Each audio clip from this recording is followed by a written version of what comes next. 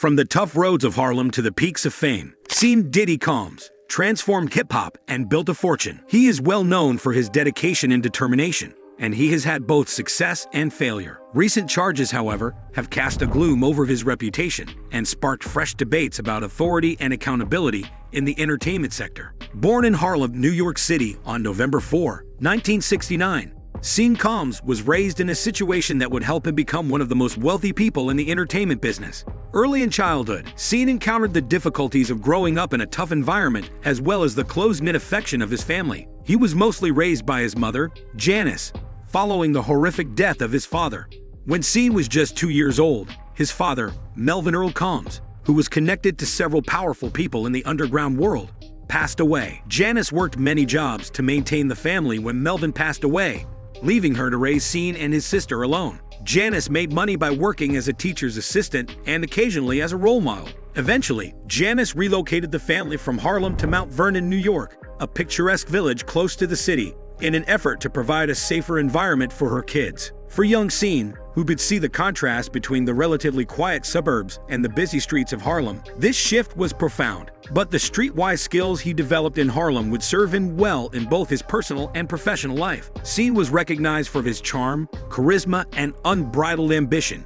Even as a young child, he thrived intellectually and socially at Mount St. Michael Academy, a Catholic high school in the Bronx. He loved playing sports, especially football, where he played running back and displayed the tenacity and passion that would eventually characterize his career. His ability to stand out and establish himself earned him the moniker Puffy, which would later become part of his public character, and was inspired by his propensity to puff out his chest when he was angry. Despite his academic achievements, life was empty due to his father's absence. He was deeply affected by this loss, which fueled his desire to become well known. Enrolled to Howard University, one of the most prominent historically black universities in the U.S., in Washington, D.C. After graduating from high school in 1987, he was introduced by Howard to a lively group of gifted and motivated kids, many of whom had the same aspirations as him. He first studied business administration there, but his love of the community's social and creative life overshadowed his academic pursuits. He started to expand his business activities at Howard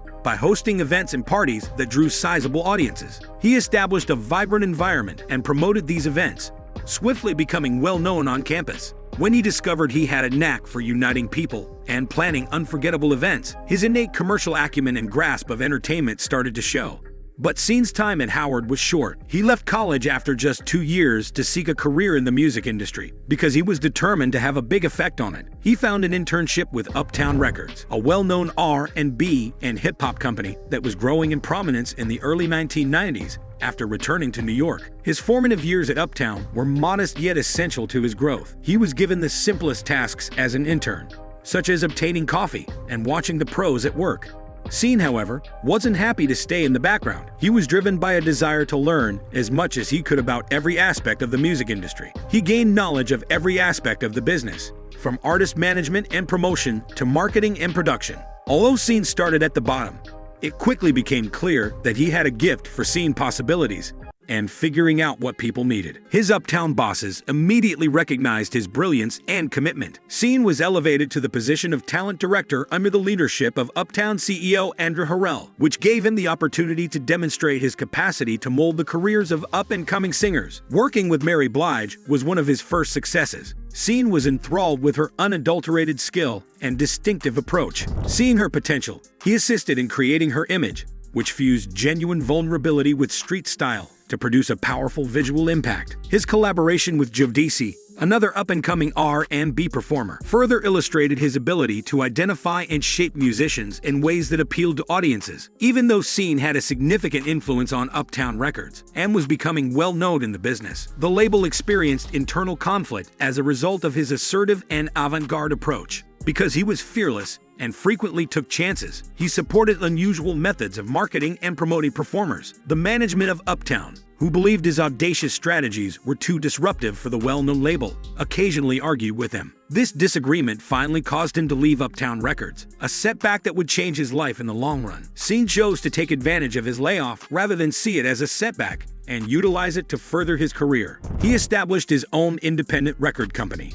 Bad Boy Entertainment, in 1993 with the goal of producing popular and socially conscious music. Working out of a modest Manhattan office, he committed himself to creating the label from the ground up with the goal of making it a powerful force. Christopher Wallace, a phenomenally gifted rapper who would soon gain international recognition as the Notorious B.I.G., was the subject of his first significant contract. Scene spent a great deal of time and money helping Biggie advance his career after witnessing his extraordinary storytelling and lyrical skills. They collaborated to create Biggie's debut album, Ready to Die, which would later rank among the decade's most significant hip-hop releases. Due to Biggie's natural skill and Scene's proactive approach to production and promotion, Ready to Die became a historic hit that solidified Bad Boy Entertainment's position as a significant player in the music business. Apart from producing music, Scene saw Bad Boy evolving into a lifestyle brand that represented both his own experiences and his followers' goals. Bad Boy's distinctive fusion of professional production with street swagger helped him establish a reputation that appealed to both hip-hop enthusiasts and general listeners. Scene used audacious and creative marketing strategies,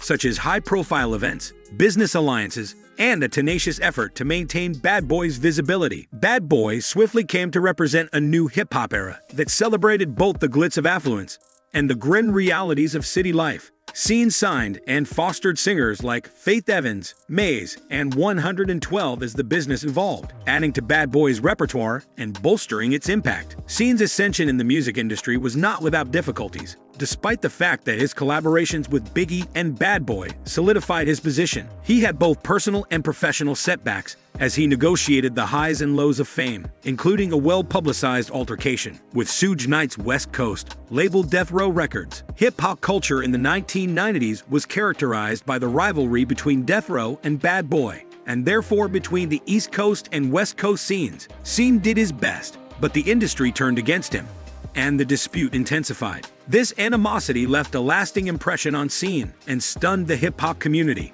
The Notorious B.I.G. and Tupac Shakur suffered awful deaths as a result. Scene kept growing his company in spite of these obstacles. He expanded his business endeavors and integrated his own style with the fashion impact of hip-hop culture by establishing the clothing line Scene John. With its creative designs that won accolades, Scene John created a sensation in its own right by bridging the gap between high fashion and urban streetwear. Scene used his position to create a diverse economic empire by branching out into other industries, such as restaurants, liquor firms, and perfumes. He changed his moniker to Diddy in the 2000s and started presenting a more polished business-like image, making himself a representation of both financial prosperity and success in the music business. From the hardships of growing up in Harlem and Mount Vernon to the education he received at Howard University and Uptown Records, Scene Combs' early life experiences influenced his perseverance, determination, and vision throughout his career. With a complex of relationships, familial responsibilities, and shifting perspectives on family, love, and achievement, Scene Combs' personal life has been just as colorful and well-known as his professional one. His private life shows a complex man driven by close family ties and a complex understanding of devotion and love. Despite his exaggerated public persona, Combs, who goes by his stage names Puff Daddy, P. Diddy, or just Diddy, has had a number of high-profile relationships and is the father of 6 kids, whom he regularly credits as being his primary sources of joy and inspiration. Combs' long-term, inconsistent relationship with model and actress Kim Porter is one of the partnerships that has influenced many aspects of his personal life. Combs held a special place in his heart for Porter until her tragic death in 2018, and he has openly talked about the enormous impact she had on his life. Over the course of their 10-year relationship, which began in the 1990s, they delivered 3 children together, Christian and twins, Delilah Starr and Jesse James. Their closeness was evident to friends, family, and fans despite their several breakups and reconciliations. Porter also introduced Combs to her son Quincy from a previous relationship. Combs' commitment to family transcends biological ties, as seen by his acceptance of Quincy as his own. Even after their divorce, Combs and Porter remained close co-parents, and supported one another as friends and family. Combs has since talked candidly about how Porter's untimely death changed him, describing it as a profound loss. He prioritized family life and took on the full-time role of parenting his children in what seemed to be a new stage in his personal development. Her passing reaffirmed his dedication to his children and instilled a stronger sense of responsibility, which enabled him to remain composed in the face of the severe demands of his line of work. Combs said in interviews about how he learned to value family time even more, and the lessons Porter had taught him about love and loyalty over the years. Her influence is still felt throughout his life, and he recalls her memory via his bond with his kids. Combs has had other noteworthy relationships in addition to his romance with Porter, including as one with singer and actress Jennifer Lopez. One of the most well-known celebrity partnerships of the late 1990s and early 2000s was their partnership. The media dubbed them G-Lo and Diddy because of their combined prominence in the entertainment industry, which made them one of Hollywood's it couples very soon. But their relationship was tumultuous, characterized by intense public scrutiny, and made more difficult by a high-profile event in 1999 when the two were taken into custody after a shooting at a New York City nightclub. Although Lopez's charges were later dismissed, the incident caused tension in their relationship. Combs has praised their time together despite their eventual split, calling Lopez a meaningful and encouraging person at a critical juncture in his life. One aspect of Sean Combs' personal life is his dedication to his children, who have a particular place in his heart. Christian, his kid with Kim Porter, twin daughters Delilah Starr and Jesse James, all with Porter. Chance, his daughter from his connection with Sarah Chapman, and Justin, Combs' high school love, Missa Hilton Brim's child. Combs has 6 biological children. In 2022, a girl named Love, his 6th kid, was born to an unidentified woman. In several interviews and public appearances, Combs has shared his love for his kids, his thoughts on parenthood, and the things he wants to teach them. Combs' extravagant Sweet 16 party in 2008, which included a $360,000 a car for Justin and attracted a lot of news interest and criticism. Combs claimed that he wanted his children to experience a degree of pleasure and delight that he had never had as a youngster, while also establishing principles of hard work and dedication, despite the fact that the costly gesture was his personal way of acknowledging his children. A number of noteworthy legal situations that have raised serious concerns about Sean Combs' personal and professional life have lately made headlines. After an investigation by Homeland Security Investigations and the U.S. Attorney's Office for the Southern District of New York, he is now charged with federal crimes including coercion, sex trafficking, and racketeering. The accusations were made public in a comprehensive indictment, which claims Combs planned a protracted criminal conspiracy connected to his corporate empire and personal life. These incidents have been accompanied by a number of legal actions and a previous settlement with his ex-partner Cassie Ventura, which has increased public awareness of power dynamics and abuses in the entertainment business, as well as media coverage of them. Combs is accused of misusing his power to coerce, threaten, and take advantage of friends and women in the entertainment industry. The inquiry into his alleged acts seems to have started in 2008 and has been ongoing for almost 10 years. According to the indictment, Combs was charged with planning freak-offs, which were reportedly violent and predatory sexual gatherings. According to reports, Combs used his riches, influence over his business network, and even physical force to control people and prevent them from speaking up. Additionally, according to the indictment, Combs used drugs and money to control and manipulate his alleged victims, many of whom relied on him to advance their careers. The claim that Combs planned and videotaped flamboyant sex acts and used the tapes to control the participants is among the more startling ones. According to the indictment, Combs threatened to release these recordings if participants didn't follow his instructions or tried to leave. According to reports, Combs ordered his staff and business partners to cover up or condone these actions, and it appears that other coworkers followed suit. Several employees who reportedly assisted in planning these gatherings, handling travel, or setting up security to protect privacy are under investigation. Combs' reputation was allegedly safeguarded, and any whistleblowers were allegedly silenced by this network. Combs faces 3 serious federal charges: transportation for prostitution, sex trafficking, and racketeering conspiracy. The seriousness of the accusations is underscored by the severe penalties associated with these charges, which include potential life terms for the convictions of sex trafficking and racketeering. Combs' claimed actions were part of a systematic criminal operation, with the aim of exercising authority and avoiding detection, rather than isolated events, as racketeering is typically linked to organized crime networks. If found guilty, Combs may be sentenced to a lengthy prison term and heavy fines, which would further damage his reputation in business. Public interest in the case has increased since it was made public, and prosecutors have called on additional sufferers to come out. Given the years covered by the indictment, federal investigators and activists think that more people could have been impacted by or aware of Combs' alleged conduct. To entice any victims or eyewitnesses to assist with the continuing investigation, authorities have contacted the public via hotlines and anonymous reporting websites. A larger pattern may be seen in the charges leveled against Combs in recent years. Cassie Ventura filed one of the most well-known allegations, accusing Combs of years of cruelty, assault, and dishonesty. She talked about instances of intimidation, physical assault, and coercion. Even though Combs quickly reached a private agreement, the case had already spurred deeper discussions about his actions and the distribution of power in the music business. Other women have reportedly made similar charges as a result of Ventura's case's timing, which appears to have drawn attention to what some refer to as an open secret in the profession. At least 18 more incidents have subsequently come to light, many of which reflect the allegations in Ventura's lawsuit,